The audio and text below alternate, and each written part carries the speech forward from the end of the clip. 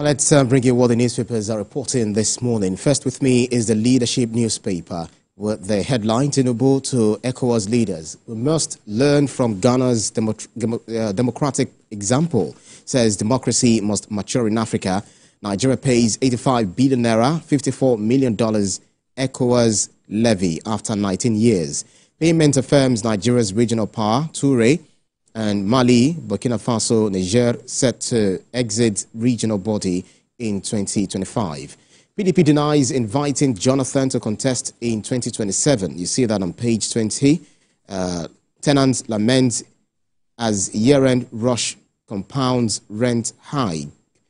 Intensify call for bill against Shylock landlords.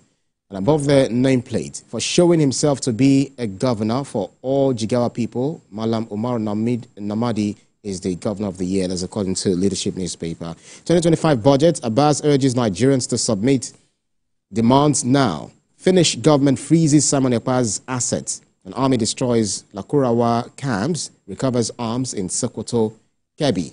Next is First News newspaper. Tinubu urges ECOWAS to adopt Ghana's election model amid Nigeria's woes. Nigerians question feasibility as local election issues persist. NDLEA seizes over 2 billion naira methamphetamine in auto parts shipment in Canada.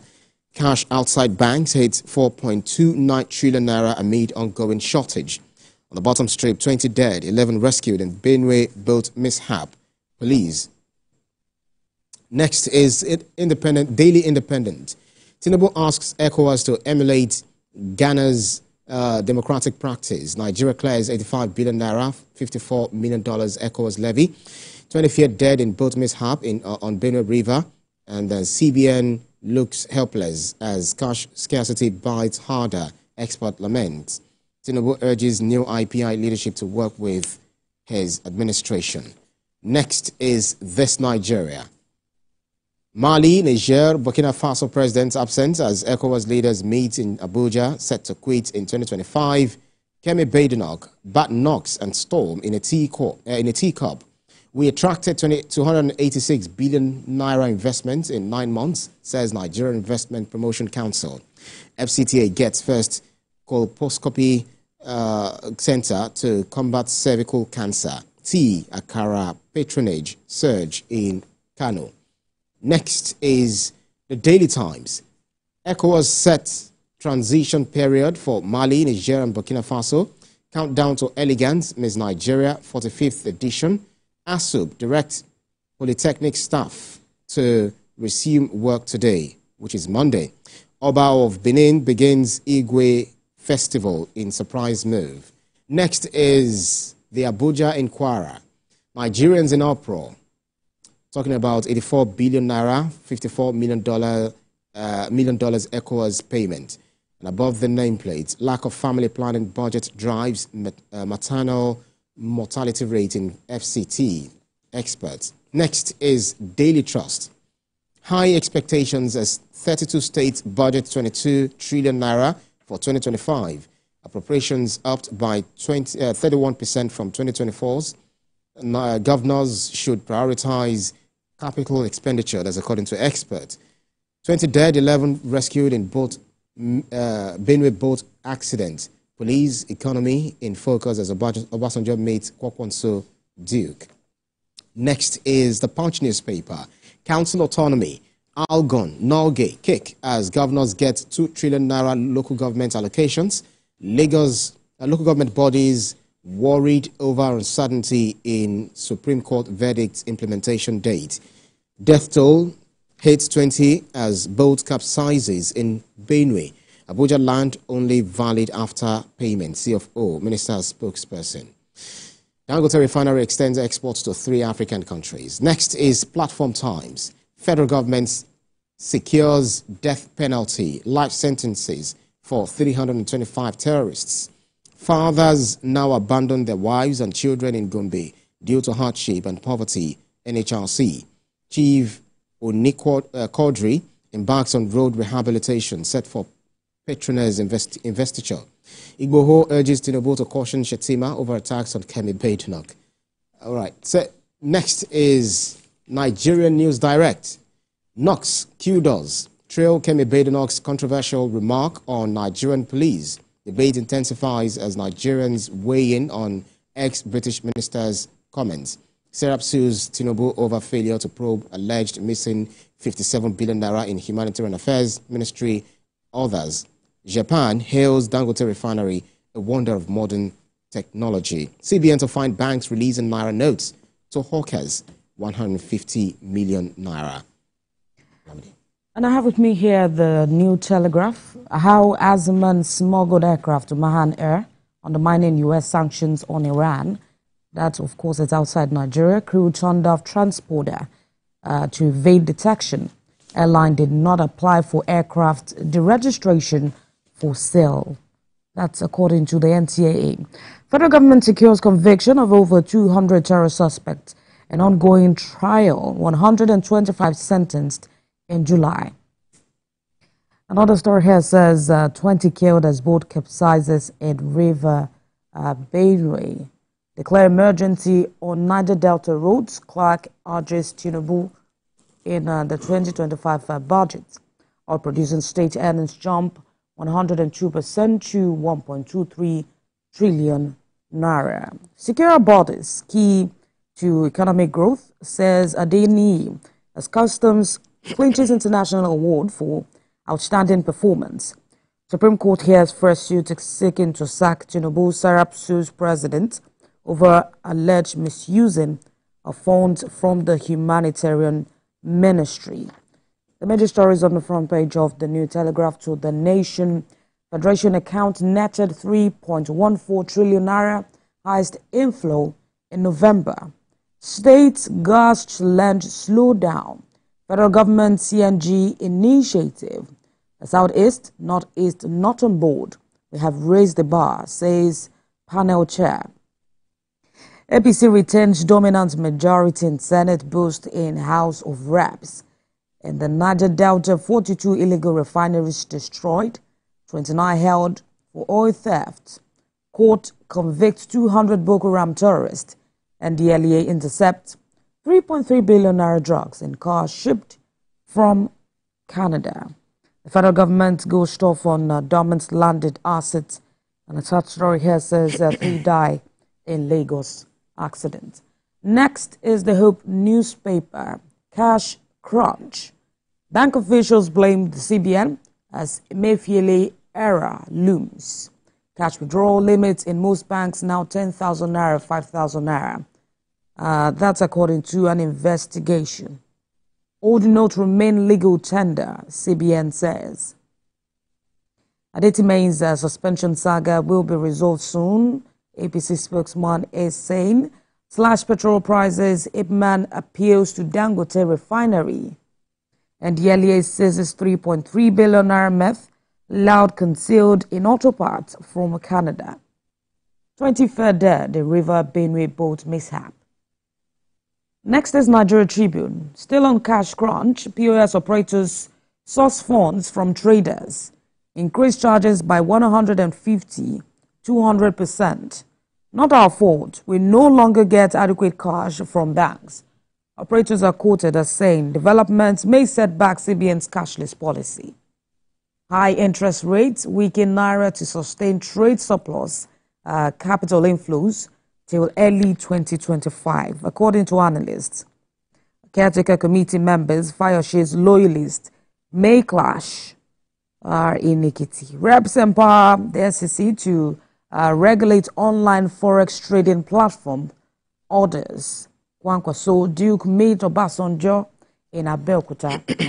Confusion in the Labour Party as fresh defection looms. NASCA meets today as APC intensify poaching. We will resist it, the Labour Party spokesperson is saying. To the national economy, tough roads to tax reforms. That's a story there. Managing living amid economic challenges as 2024 winds down. There's also a report there. To the Guardian, Nigerian fiscal edge powers up 4 trillion naira unfunded deficit in 12 months. There's a picture story here showing an overview of 2023 budget performances. with figures. Fresh anxiety over cash accessibility as CBN threatens to impose 150 million naira fines on banks. Igbo most marginalized in Nigeria, says Ibraheem. 2,000 megawatts of electricity stranded as federal government's power project stall. Coalition rallies against GM foods canvasses agroecology. Lagos Rivers FCT or your earn 4.18 trillion naira VAT in 11 months. Some stories on the front page of The Guardian. Tudor Business AM. Weaker naira fails another rise in Nigeria's trade surplus to 15.02 trillion naira in 9 months. 2025 Global Economic Outlook, experts optimistic but guarded in the face of volatility. That's it on Business AM. To Nature News, private forest ownership in Nigeria underway. Nigeria floats first indigenous FPSO vessel. Maritime Academy attains varsity status soon. The Vice-Chancellor, or the Pro-Chancellor rather, fumes over permanent sites construction delay. Officials discuss overfishing, marine pollution in the Gulf of Guinea.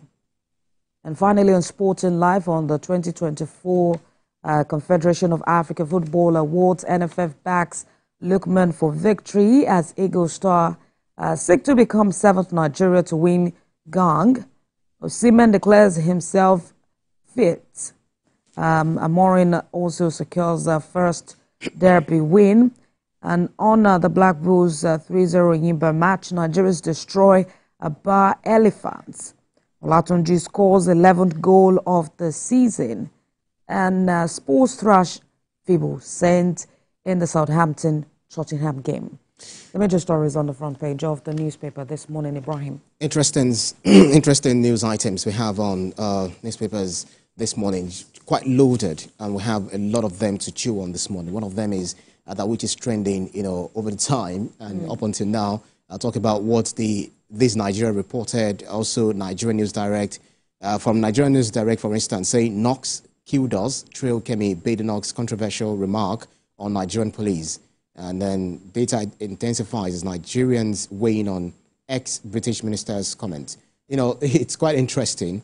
Some of the things that we're getting to hear from a supposed Nigerian who is outside of the country.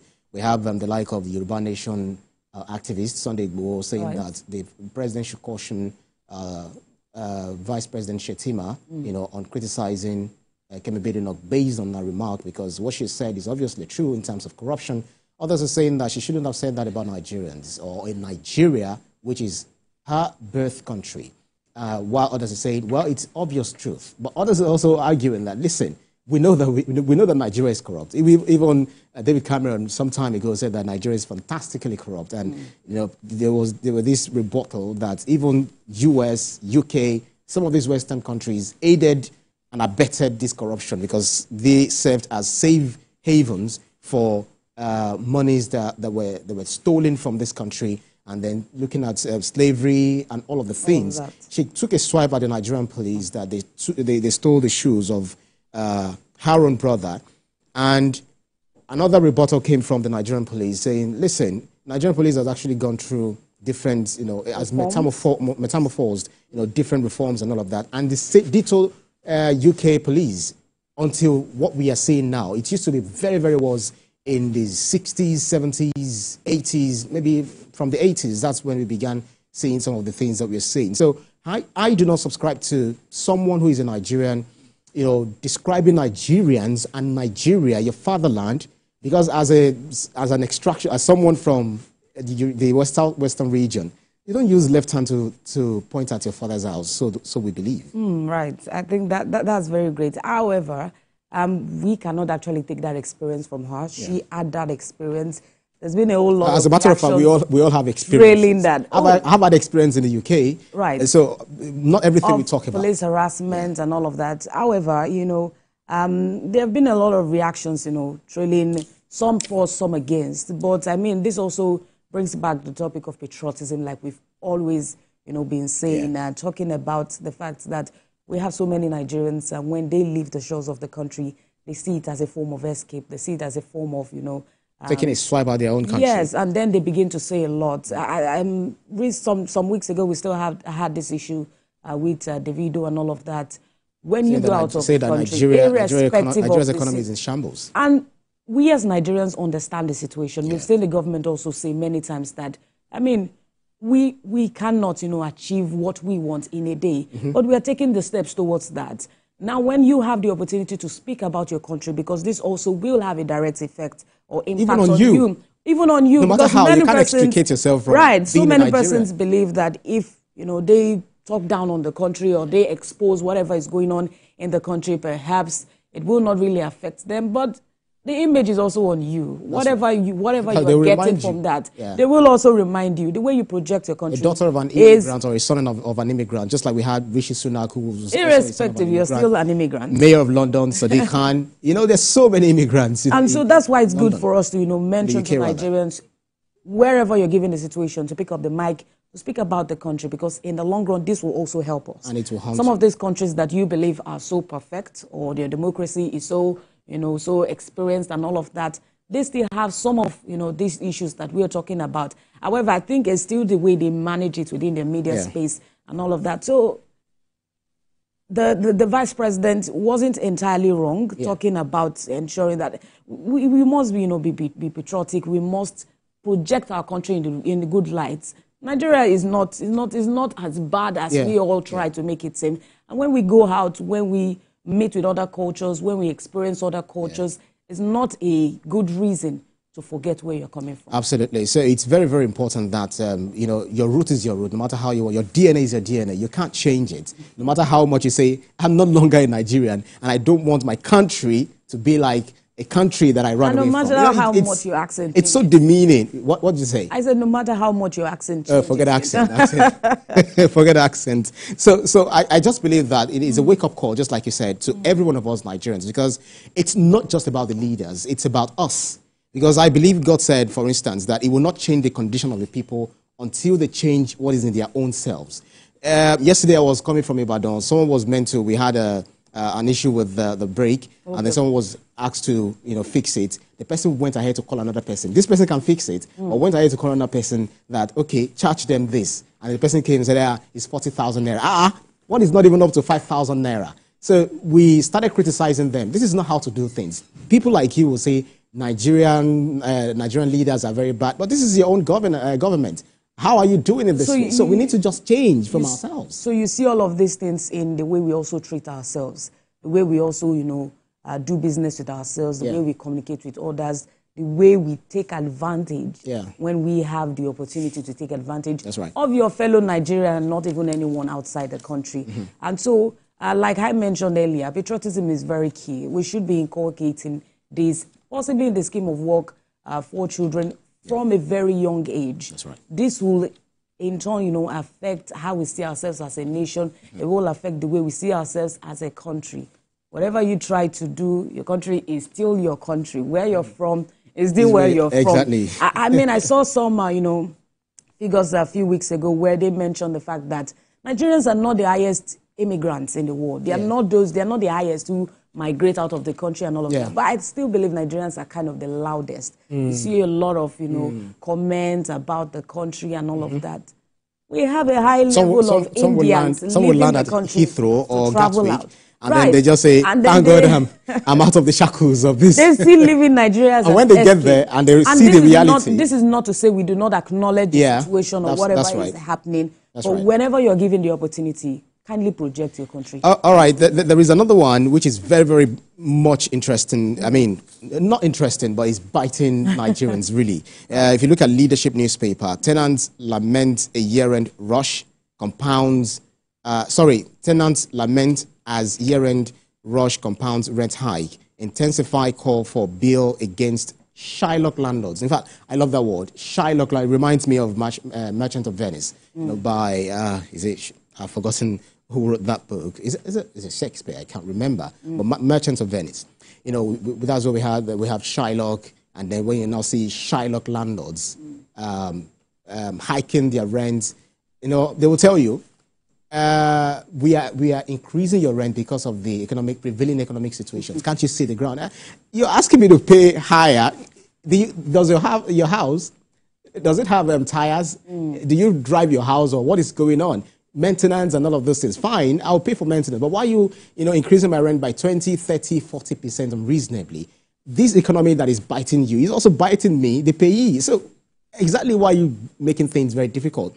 And if you look at what do we call them? Developers. I call them, well, in Yoruba language, you know, some people say katika, we call them katikati because of the things that they do. You know, they just unreasonably increase the rent. And then you see some of the houses that they offer for you, 700, 800, 1,000, I mean, 1 million and above, 2.5. And you see this edifice. The facade is nice, but by the time you get inside, the neighborhood is, I do not know what to qualify them with. Surprisingly first, according to location, and I want to believe that so many persons who decide to possibly rent in places like Lagos and Abuja should be prepared for that, and whatever you're renting should not be more than whatever you earn. Possibly 6 months and all of that. So we have so many persons that want to actually live outside, you know, what they're earning. However, we still believe there should be a level of regulation. There should be a level of regulation in the building industry. There should be a level of regulation in, you know, the real estate industry, where we have people who come around to question landlords. Like you mentioned, the houses do not have tires. What are we talking about when you're talking about the increase? Perhaps Nigerians, I also mentioned it, Nigerians should also, you know, be considerate to themselves, because you speak to some of them and they tell you it's none of their business. You know, you just have to find the rent. And if you do not, actually, because of, you know, the large population that we have in places like Lagos, Port Harcourt, Abuja, you will actually see someone who has the money ready. That's right. And he's ready to actually pay. So, and then you also have, you know, landlords that do not even go through maintenance and all of that. We will not even maintain the house. They come for their rent every year. So checks and balances, very important on the side of the tenants, on the side of, you know, the developers, who are also, you know, sometimes you still have some buildings, you know, demolishing and all of that because they did not use the materials that are needed. That's right. They try to cut and get a lot of, you know, rooms out of what should have been possibly lesser rooms. Regulation, I think that is, you know, very key. Yeah. But whoever owns a house, you really cannot actually tell him, you know, what price to put the house, his or her house, but a level of regulation. No, there should be some sort of I don't know, some form of I can't find the word now, but there's supposed to be standard. You can't just, you know, impose some or just place certain amount of money on this. Okay, rent. So that's why say someone should pay this for this building. I mean, for this what's it called, edifice, and or for this apartment, I should say, and you know that what you're offering is way more than. I mean, what you're charging is way more than what you're offering, and it's unreasonable. So I guess there's a whole lot that the government needs to do in terms of regulation. You're laughing, but in terms of regulation, in terms of fixing of prices, in terms of not just fixing of prices or regulation, also ensuring that some of the things that they're putting on the ground, the building and everything, is of standard.